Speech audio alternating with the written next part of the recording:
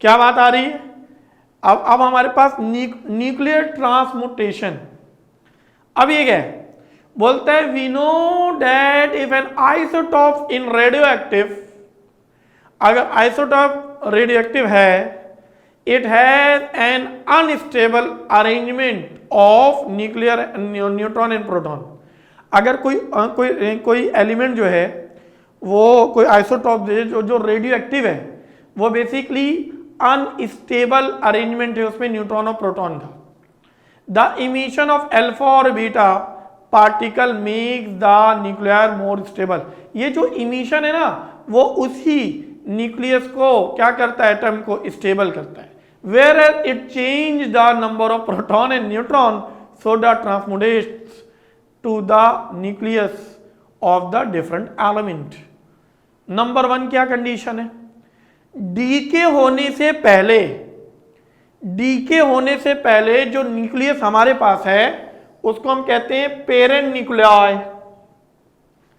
DK होने के बाद जो हमारे पास रह गया उसको हम कहते हैं डॉटर न्यूक्लियाई। जैसे ये पेरेंट न्यूक्लियाई, इसमें से इलेक्ट्रॉन निकल गया, जब इलेक्ट्रॉन निकल गया तो जो बचा हुआ है वो क्या है, डॉटर न्यूक्लियाई। ऐसे ही है ना भाई, बच्चा बाड़े। Radioactive disintegration causes nuclear transmutation. Radioactive disintegration and converts one chemical element or isotopes into other chemical element or isotopes. ये बेसिकली एक केमिकल एलिमेंट को आइसोटॉप्स या आइसोटॉप्स को केमिकल एलिमेंट में कन्वर्ट कर सकता है। दूसरे में अगर इस कंडीशन को एज इट इज रखूं और फीलिंग कराऊं, ये फीलिंग है, देखो तुम्हारे बुक का है, मैं कुछ भी अपनी तरफ से नहीं देख रहा, मैं बुक से आया हूं, बुक को ला दूंगा अच्छे तरीके से। पहले अल्फा डीके कब होता है? जब किसी भी रेडियो एक्टिव एलिमेंट का ए नंबर 4 और जेड नंबर 2 कम हो जाए। ए नंबर 4 और जेड नंबर, अभी देखो जर्नल इक्वेशन ये रही, ये पेरेंट न्यूक्लियाई है, वहां पर तुम्हारे पास लिखा हुआ है, बोलो यस और नो। ये पेरेंट न्यूक्लियाई है, इसमें से जब अल्फा निकला, अल्फा बेसिकली हीलियम का न्यूक्लियस भी होता है, तो Z 2 लेके निकल गया, A 4 लेके निकला, तो Z में 2 माइनस, A में 4 minus, and this is daughter nuclei, energy release हुई। बोलो यस और नो।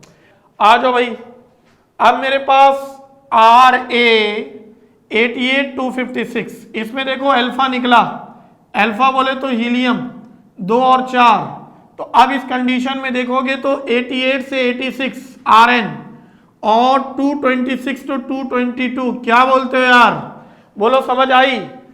अब बीटा नेगेटिव आ गया है, बीटा नेगेटिव में क्या है देखो, in beta decay the atomic number Z of a parent nuclei increases by 1 and the atomic mass or nucleons number remains unchanged।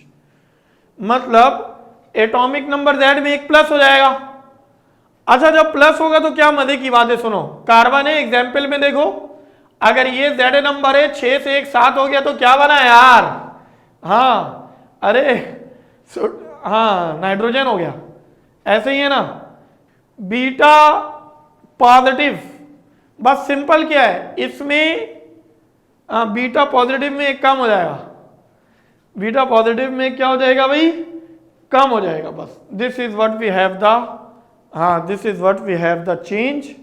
उसमें बीटा नेगेटिव में एक प्लस हो रहा था, इसमें एक माइनस हो जाएगा। बोलो सही हुआ।